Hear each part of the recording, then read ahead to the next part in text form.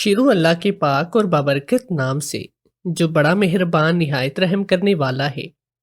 نمک کا زیادہ استعمال بلڈ پریشر کو بڑھاتا ہے۔ بادام کا شربت عقل کو بڑھاتا ہے۔ جنہیں آدھے سر کا درد رہتا ہو ان کی عمر لمبی ہوتی ہے۔ تربوز کھانے سے پٹھے مضبوط ہوتے ہیں۔ خون کی کمی ہے دودھ میں نمک ڈال کر پیو۔ چہرے پر داغ ہیں پیاز کا عرق لگاؤ۔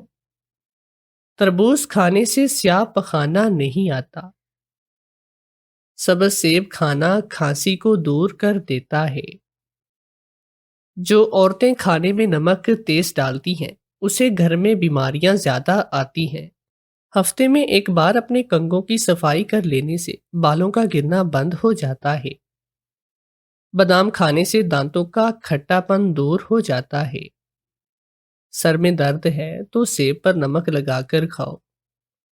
سیب کا رس مصری کے ساتھ کھانے سے کھانسی رک جاتی ہے۔ نہار منہ سیب کھا کر دودھ پینے سے رنگ گورا رہتا ہے۔ کھانے کے ساتھ ایک کھجور کا استعمال جسم کے اندرونی جراثیم ختم کر دیتا ہے۔ بکری کے دودھ میں سونف ڈال کر پی لو، تیز بخار اتر جائے گا۔ کھانا کھانے کے درمیان کم از کم 5 گھنٹوں کا وقفہ ضرور ہونا چاہیے۔ جس کے پیٹ میں کیڑے ہیں اسے کچا امرود کھلاؤ۔ جوں کھانا شوگر کے مریضوں کے لیے مفید ہے۔ یہ شوگر کو بڑھنے سے روکتا ہے۔ گڑ کھانے سے بڑھاپا جلدی نہیں آتا۔ جو عورتیں کپڑوں پر کڑھائی کرتی ہیں ان کی ذہنی صلاحیت ٹھیک رہتی ہے۔ خالی پیٹ نہانے سے جسم کی گرمی دور ہوتی ہے۔ بیری کے درخت پر شہد کا پانی چھڑک دو، درخت کا پھل میٹھا ہونا شروع ہو جائے گا۔ زیادہ ٹھنڈا پانی پینے سے بال جھڑنے لگتے ہیں۔ تیز خوشبو استعمال کرنے سے دماغ میں خشکی پیدا ہوتی ہے۔ رات کو سونے سے قبل چائے پینا انسان کی نیند کو متاثر کرتا ہے۔ 1 چمچ بادام کا تیل نیم گرم دودھ کے ساتھ پینے سے بلڈ پریشر نارمل رہتا ہے۔ کھجور کو پانی میں بھگو کر پانی سمیت استعمال کیا جائے تو دل کو طاقت دیتی ہے۔ بال لمبے کرنے ہیں تو کچے دودھ کی لسی پیو۔ جس کسی کو لیمو راس نہ آئے تو وہ لیمو کھا کر تھوڑا سا لہسن کھا لے۔ عورتیں جسمانی حسن بڑھانا چاہتی ہیں تو بھنڈی کی سبزی استعمال کریں۔ کوئی پودا مرجھانے لگے تو اس کی جڑ میں دہی والی لسی ڈال دو۔ اپنے پٹھوں کی روزانہ زیتون کے تیل سے مالش کرو، پٹھے مضبوط رہیں گے۔ دل کی بیماری میں آلو بخارا کھاؤ۔ گرین ٹی والے پانی سے بالوں کی خشکی ختم ہو جائے گی۔ پپیتے کے بیج چبانے سے پیٹ کے کیڑے مر جاتے ہیں۔ کریلے کو لمبائی کے رخ کاٹنے سے اس کی کڑواہٹ ختم ہو جاتی ہے۔ انجیر خون کے سرخ ذرات میں اضافہ کرتا ہے اور خون کو صاف کرتا ہے۔ 5 دانے روزانہ انجیر کے کھانے سے گردے کی پتھری نکل جاتی ہے۔ روغن بادام نیم گرم کر کے کان میں ڈالنے سے کان کے بہرے پن محفوظ رہتے ہیں۔ کالا نمک، سونف، مصری اور اجوائن لے کر ان کی پھکی بنا کر رکھ لیں اور 1/4 چمچ کھانے کے 5 منٹ بعد پانی کے ساتھ کھائیں۔ سب کھایا پیا ہضم ہو جائے گا۔ میرا شوہر روزانہ رات کو اپنی ماں کے کمرے میں جاتا اور اس کے بالوں کی ایک لٹ کاٹ کر مجھے لا دیتا اور کہتا، جاؤ قبرستان میں ایک نقاب پوش آدمی کھڑا ہے، اسے یہ بالوں کی لٹ دے کر اس سے پیسے لے آؤ۔ میں ایسا ہی کرتی اور پیسے میرا شوہر دروازے پر آئے ایک فقیر اور اس کی بیوی کو دے کر روتے ہوئے کہتا، میری ماں کو معاف کر دینا۔ ایک دن تجسس ہوا تو میں نے اس فقیر کی بیوی کا نقاب کھینچ لیا تو اس کی صورت کو دیکھتے ہی دل دہل گیا، کیونکہ وہ تو میری مجھ سے زیادہ خوش آج کوئی ہو ہی نہیں سکتا تھا کہ میں نے جو چاہا تھا وہ مجھے مل گیا۔ جس شخص سے میں نے محبت کی ہے آج اسی کا ساتھ مجھے نصیب ہو رہا تھا، تو مجھ سے بڑھ کر بھلا خوش قسمت اور کون ہو سکتا تھا۔ مجھے تیار کرتے ہوئے میری دوستیں بھی میرے نصیب پر رشک کر رہی تھی کہ مجھے کتنا حسین اور خوبصورت شوہر مل رہا ہے۔ اب میں انہیں کیا بتاتی کہ اس کے لیے میں نے کتنی دعائیں، کتنی مشقتیں اور تکلیفیں اٹھائی ہیں۔ انہیں کیا معلوم کہ جو آج مجھے اس کا ساتھ نصیب ہو رہا ہے یہ میری دعاؤں اور کوششوں کا صلہ ہے۔ وہ شخص جو آج میرے شوہر کے رتبے پر فائز ہو رہا ہے، اسے پانے کے لیے میں نے کتنی جد و جہد کی ہے یہ میں ہی جانتی تھی۔ وہ اتنا حسین شخص تھا کہ جب بھی میں اسے دیکھتی تو دیکھتی رہ جاتی تھی۔ مجھے اس سے پہلی نظر میں ہی پیار ہو گیا تھا۔ جب سے میں نے اسے دیکھا تھا میرے چین اور سکون کھو گیا تھا۔ میں بس یہی چاہتی تھی کہ جلد سے جلد میں اسے حاصل کر لوں، ہماری شادی ہو جائے، لیکن جانے وہ کس مٹی کا بنا ہوا تھا کہ میری طرف نظر ہی نہیں کرتا۔ اس نے آج تک کبھی مجھے دیکھا بھی نہیں، اور یہ میرے دل کو چوٹ پہنچانے کے لیے کافی ہوتا۔ میں نے اسے پہلی بار اپنی دوست کی شادی پر دیکھا تھا۔ وہ دولہے کے دوستوں میں سے تھا اور پہلی نظر میں ہی میں اسے دیکھتے ہی اپنا دل اور اس پر ہار چکی تھی۔ اس کے بعد میری دوسری ملاقات تب ہوئی جب میری دوست نے اپنی شادی کی دعوت میں سب کو بلایا، تو وہ بھی وہاں پر موجود تھا، لیکن اس دن بھی اس نے مجھے یوں نظر انداز کیا جیسے میں موجود بھی نہیں۔ میں جانتی تھی کہ مجھ جیسی مڈل کلاس اور عام سی شکل و صورت کی لڑکی کو کوئی نظر بھر کر دیکھے بھی گا تو کیسے، لیکن میں اپنے دل کے ہاتھوں مجبور تھی۔ اپنی دوست سے اس کے بارے میں معلومات کروائی تو پتہ چلا کہ اس کی ابھی تک شادی نہیں ہوئی۔ وہ ایک کھاتے پیتے گھرانے سے تھا۔ میں نے اپنی دوست سے التجا کی کہ کسی بھی طرح سے اس کے ساتھ میرے رشتے کی بات چلائے، لیکن اس نے صاف منع کر دیا اور کہنے لگی کہ تم سے پہلے بھی میری کئی دوستیں اسے دیکھ کر یوں ہی فدا ہوئی ہیں، لیکن جب بھی میں نے اس سے بات کی تو اس نے ہمیشہ ہی منع کر دیا۔ بڑا اکڑو قسم کا لڑکا ہے، تو اس سے دور ہی رہو تو بہتر ہے۔ اور آج وہی اکڑو لڑکا میرا جیون ساتھی بن رہا تھا۔ میں اپنے انہی خیالات میں کھوئی ہوئی تھی کہ آواز آئی، بارات آ گئی ہے۔ میری خوشی کا تو کوئی ٹھکانہ بھی نہیں تھا۔ تھوڑی دیر کے بعد مجھے نکاح کے لیے نیچے لے گئے اور فوراً ہی رخصتی کا شور بھی مچ گیا۔ میں اپنے شوہر کے کمرے میں بیٹھی اس کا انتظار کر رہی تھی کہ ابھی وہ آئے گا اور ہمیں ایک نئی زندگی کا خوبصورت سا آغاز کریں گے۔ لیکن جب کافی انتظار کے بعد بھی وہ نہیں آیا تو مجھے تشویش ہوئی کہ خیریت ہو، ابھی تک آیا کیوں نہیں۔ ابھی میں کمرے سے باہر نکلنے ہی لگی تھی کہ وہ بھاگتا ہوا کمرے میں آیا۔ اس کے ہاتھ میں بالوں کی ایک لٹ تھی جسے دیکھ کر میں پریشان ہو گئی، تو مجھے کہنے لگا کہ جلدی سے کپڑے تبدیل کر لو، تمہیں یہ بالوں کی لٹ لے کر قبرستان جانا ہے۔ اس کی بات سن کر میں ایک دم سے چونک گئی اور گھبرا کر پوچھا، یہ تم کیا کہہ رہی ہو؟ آج ہماری شادی کی پہلی رات ہے اور تم مجھے اس طرح کی خوفناک باتیں کیوں سنا رہی ہو؟ تو کہنے لگا، میرے پاس وقت نہیں، جو کہا ہے وہی کرو، جلدی سے کپڑے تبدیل کر کے یہ بالوں کی لٹ لے کر قبرستان جاؤ، وہاں تمہیں ایک آدمی ملے گا، اس سے پیسوں والا بیگ لے کر جلدی سے گھر آ جاؤ۔ میں نے اپنے شوہر کو یوں دیکھا جیسے اس کا دماغ خراب ہو گیا، بھلا اپنی پہلی رات کی دلہن سے کوئی اس قسم کی بھی باتیں کرتا ہے؟ اور یہ بالوں کی لٹ کس کی تھی؟ میں نے پوچھا تو کہنے لگا، یہ اماں کے بالوں کی لٹ ہے، وہ سو رہی تھی تو میں نے جلدی سے کاٹ کر لے آیا۔ مجھے اس کی باتوں کی کوئی سمجھ نہیں آ رہی تھی، لیکن میں اس کے بار بار کہنے پر جلدی سے کپڑے بدل کر آئی اور وہ بالوں کی لٹ لے کر قبرستان میں چلی آئی۔ مجھے بہت ڈر بھی لگ رہا تھا اور ایسے لگ رہا تھا کہ جیسے میرے ساتھ وہ کوئی مذاق کر رہا ہے، لیکن وہاں پر واقعی میں ایک نقاب پوش آدمی موجود تھا جس کے ہاتھ میں کالے رنگ کا بیگ تھا۔ اس نے وہ بالوں کی لٹ مجھ سے لی اور پیسوں والا بیگ مجھے دے کر وہاں سے چلا گیا۔ میں حیران ہوتی ہوئی گھر واپس آ گئی۔ جو کچھ بھی ہو رہا تھا میری سمجھ سے تو بالاتر تھا۔ جیسے ہی میں دروازے پر پہنچی تو دروازے کے قریب ایک غریب سے فقیر اس کی بیوی کو دیکھ کر مجھے بہت غصہ آیا کہ کیا یہ بھی کوئی وقت ہے کسی کے گھر پر بھیک مانگنے کا۔ اس فقیر کی عورت نے اپنا چہرہ چھپا رکھا تھا اور وہ دونوں ایسے کھڑے تھے جیسے کسی کا انتظار کر رہی ہوں۔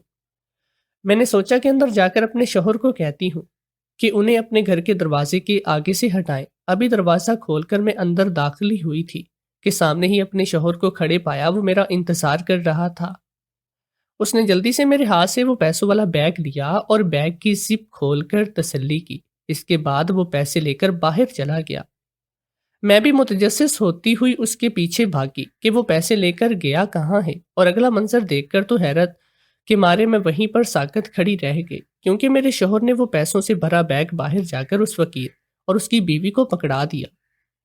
میں اپنے شوہر سے کچھ پوچھنا ہی چاہتی تھی کہ اس نے مجھے آنکھوں کے اشارے سے منع کر دیا، اور ان دونوں کے روانہ ہونے کے بعد میرے ہاتھ پکڑ کر مجھے اندر لے آیا اور کہنے لگا کہ جو کچھ بھی آج ہوا ہے کسی کو بھی اس کے بارے میں کانوں کان خبر نہیں ہونی چاہیے۔ میں نے پوچھا کہ تم آخر یہ کر کیا رہی ہو؟ یہ سب ہو کیا رہا ہے؟ کیا تم مجھے بتاؤ گے؟ تو کہنے لگا نہیں، جب تک میرا کام پورا نہیں ہو جاتا میں تمہیں اس بارے میں فی الحال کچھ نہیں بتا سکتا۔ مجھے تو لگا تھا کہ شاید یہ بس آج کی رات ہی ایسا ہوا ہے، اور یہ میں سوچ ہی رہی تھی کہ صبح جب میری ساس اٹھے گی تو کیا اسے پتا چلے گا کہ اس کے بیٹے نے اس کے بالوں کی ایک لٹ کاٹ لی ہے یا نہیں، لیکن ایسا ویسا کچھ بھی نہ ہوا اور سارا دن اچھا گزر گیا۔ لیکن جیسے ہی رات ہوئی میرا شوہر جلدی سے کینچی لے کر اپنی ماں کے کمرے میں چلا گیا۔ میں بھی بھاگتی اس کے پیچھے گئی تو دیکھا وہ اپنی سوئی ہوئی ماں کے بالوں کی ایک لٹ کاٹ رہا تھا۔ مجھے کہنے لگا جلدی سے یہ لے کر جاؤ اور قبرستان میں اس آدمی سے پیسے لے کر آؤ۔ میں نے اس کے حکم کی تعمیل کی اور جب پیسے لے کر واپس آئی تو کل کی طرح اس فقیر اور اس کی نقاب پوش بیوی کو وہیں کھڑے موجود پایا، اور میرے شوہر نے کل ہی کی طرح وہ پیسے لا کر انہیں دے دیے۔ اب تو میرے صبر کا پیمانہ لبریز ہو رہا تھا، آخر یہ ماجرا ہو کیا رہا ہے؟ لیکن وہ مجھے کچھ بھی بتانے پر تیار نہیں تھا، بس یہی کہنے لگا کہ کچھ دن صبر کرو، میں تمہیں سب بتاؤں گا۔ بس جو کام میں کرنے کا سوچ رہا ہوں وہ ہو جائے تو تمہارے سب سوالوں کا جواب بھی تمہیں دوں گا۔ جانے کیوں مگر مجھے اس کی یہ سب حرکتیں بہت ہی مشکوک لگ رہی تھی۔ وہ جو کچھ بھی کر رہا تھا بھلا اس میں اس کی ماں کے بالوں کا کیا کام؟ اس کی ماں کے بال بہت ہی خوبصورت تھے، لیکن میں دیکھ رہی تھی اب چونکہ وہ روز اس کے بالوں سے ایک لٹ کاٹ لیتا تھا تو اس بیچاری کے بال پہلے کی نسبت گرنے لگے تھے اور کم ہونے لگے تھے۔ میں نے اپنے شوہر کو منع بھی کیا کہ تمہاری ماں کتنے حسین بالوں کو تم کیوں کاٹ لیتی ہو، ایسا مت کیا کرو، لیکن اس نے مجھے ڈانٹ دیا اور کہا جو میں کر رہا ہوں وہ تمہیں نہیں معلوم اور میں معلوم ہی تو کرنا چاہتی تھی۔ آخر یہ سب ہو کیا رہا تھا، اس کے پیچھے اس کا کیا مقصد ہو سکتا ہے؟ میں نے تو ابھی تک اپنی شادی شدہ زندگی کا سکھ دیکھا بھی نہیں تھا، اتنی منتوں مرادوں کے بعد اسے حاصل کیا تھا اور مجھے لگا تھا کہ میں اس کے ساتھ اپنی خوشگوار زندگی گزاروں گی، لیکن وہ تو جانے کن چکروں میں پڑا تھا اور اپنے ساتھ ساتھ مجھے بھی اس کام میں لگا دیا جس کے بارے میں مجھے کچھ علم بھی نہیں تھا کہ وہ ٹھیک کر رہا ہے یا غلط۔ ہر روز رات کو یہی ڈرامہ ہوتا، وہ اپنی ماں کے بال کاٹتا، مجھے دیتا، میں اسے لے کر قبرستان جاتی اور اس آدمی سے پیسے لے لیتی، اور جب میں واپس آتی تو اس فقیر جوڑے کو پیسے دے کر میرا شوہر روانہ کر دیتا۔ 10 دن ہو چکے تھے اور اب میں مشکوک ہو رہی تھی کہ سب کے پیچھے جو بھی راز ہے وہ مجھے خود ہی معلوم کرنا ہوگا۔ جس آدمی سے قبرستان میں ملاقات ہوتی تھی اور وہ پیسے مجھے دیتا تھا اس نے اپنے چہرے کو مفلر سے ڈھانپ رکھا ہوتا، اس کی شکل نظر نہیں آتی، اور یہی حال اس فقیر اور اس کی بیوی کا بھی تھا۔ ان دونوں نے بھی اپنے چہروں کو چھپایا ہی ہوتا، کوشش کے باوجود بھی ان لوگوں کا چہرہ نہیں دیکھ پاتی تھی، اور اگر دیکھ بھی لیتی تو میں کون سا ان کو جانتی تھی جو ان کے بارے میں معلوم کر لیتی۔ میں یہی سوچ رہی تھی کہ میں ایسا کیا طریقہ اختیار کروں کہ مجھے سب کچھ معلوم ہو جائے۔ مجھے اپنی ساس کے بالوں کے لیے بہت دکھ تھا، وہ بڑی اچھی عورت تھی اور اس کا میرے ساتھ نہایت ہی اچھا رویہ بھی تھا، اور کچھ مجھے یہ بھی ڈر لگا ہوا تھا کہ کہیں ایسا نہ ہو کہ جب میری ساس کے بال انتہائی کم ہو جائیں تو میرا شوہر اپنا جو بھی کام کر رہا ہے وہ میرے بالوں کے ذریعے کرے، اور میں یہ سوچ کر پریشان ہوتی اور ہرگز بھی نہیں چاہتی کہ ایسا ہو۔ مجھے تو لگتا تھا کہ میرا شوہر جو بھی کر رہا ہے اس کے بارے میں اس کی ماں کو کچھ بھی علم نہیں، لیکن ایک دن جب میں نے دونوں کی باتیں سنی تو مجھے یہ راز معلوم ہوا کہ میری ساس سب کچھ جانتی ہے۔ اسے یہ بھی معلوم تھا کہ اس کا بیٹا اس کے بالوں کی ایک لٹ روزانہ کاٹتا ہے، اور جو کچھ بھی ہم دونوں کر رہے تھے اس کے بارے میں بھی اسے شروع سے آخر تک سب کچھ معلوم تھا۔ لیکن حیرت تھی کہ میرے سامنے ہی وہ انجان بنی رہتی کہ جیسے اسے کچھ معلوم بھی نہ ہو۔ جانے دونوں ماں بیٹے مل کر کیا کھچڑی پکا رہی تھی، مجھے تو الجھن محسوس ہو رہی۔ ایک رات میں نے اپنے شوہر کی گفتگو سنی جب وہ رات کو اس فقیر جوڑے کو پیسے دے رہا تھا تو اس کے آگے ہاتھ جوڑ کر کہہ رہا تھا، اسے کہو میری ماں کو معاف کر دینا۔ روزانہ یہی ہوتا تھا اور جب بھی پیسے دیتا تو اپنی ماں کے لیے معافی مانگتا تھا۔ جانے میری ساس نے ایسا کیا جرم کیا تھا جس کی وجہ سے فقیروں کو اتنے پیسے بھی دینے پڑتے تھے اور ان سے معافی بھی مانگنی پڑتی۔ اس دن میں نے سوچ لیا تھا کہ میں فقیروں کا پیچھا کر کے ہی رہوں گی کہ جاتے کہاں پر ہیں۔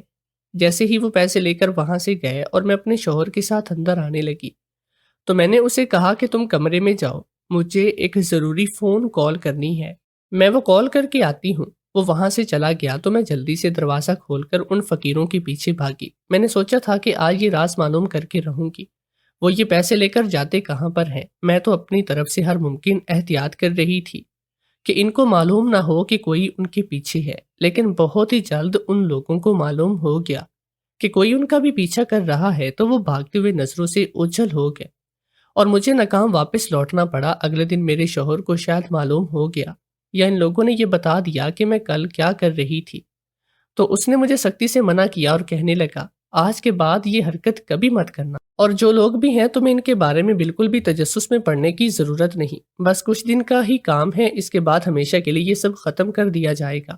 اس فقیر کے ساتھ جو عورت ہوتی تھی، جانے اسے دیکھ کر مجھے ایسے کیوں لگتا تھا کہ میں نے اسے پہلے کہیں دیکھا ہے، اس کی آنکھیں مجھے دیکھی دیکھی سی لگتی تھی۔ اگلے دن کی ہی بات تھی، حسب معمول رات کو میرا شوہر ان کو پیسے دے رہا تھا کہ میرے جی میں جانے کیا سمائی کہ میں نے ایک دم سے اس نقاب پوش فقیرنی کا نقاب کھینچ لیا۔ اس کے چہرے سے دوپٹہ ہٹتے ہی اس کی شکل نظر آئی اور میں ایک دم سے بے اختیار پیچھے ہٹی تھی۔ میں اسے جانتی تھی کہ وہ کون ہے، جبکہ شاید اس نے مجھے نہیں پہچانا تھا۔ میں یکٹک اسے دیکھے جا رہی تھی اور وہ میرے شوہر سے ناراض ہو کر کہہ رہی تھی کہ تمہاری بیوی کیوں ہمارے پیچھے پڑی ہے، اسے سمجھاؤ ورنہ تمہاری ماں کے لیے اچھا نہیں ہوگا۔ اس وقت مجھے بالکل بھی کچھ سنائی نہیں دے رہا تھا اور نہ ہی مجھے کچھ سمجھ آ رہا تھا کہ میرے سامنے ہو کیا رہا ہے۔ پھر مجھے کچھ پتا نہیں چلا کہ کب میرا شوہر مجھے ہاتھ سے پکڑ کر اندر لایا اور وہ مجھے کیا کہہ رہا تھا۔ کیا نہیں میں اس سب سے انجان اپنے ماضی میں کھو چکی تھی۔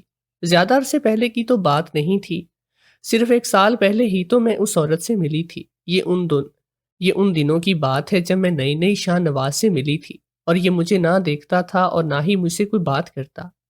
میری دوست بھی مجھے یہی کہتی کہ تم اسے حاصل نہیں کر پاؤ گی تو بہتر ہے کہ اس کے خواب دیکھنا بھی چھوڑ دو، مگر میں تو اس کے لیے جنونی ہو چکی تھی اور کچھ بھی کرنے کو تیار تھی۔ تبھی میری ایک جاننے والی نے مجھے کہا کہ تم اگر اپنی خواہش پوری کرنا چاہتی ہو تو فلاں عورت کے پاس جاؤ اور ایسا دم ایسا وظیفہ کرے گی کہ تمہارا محبوب تمہارے قدموں میں ہوگا۔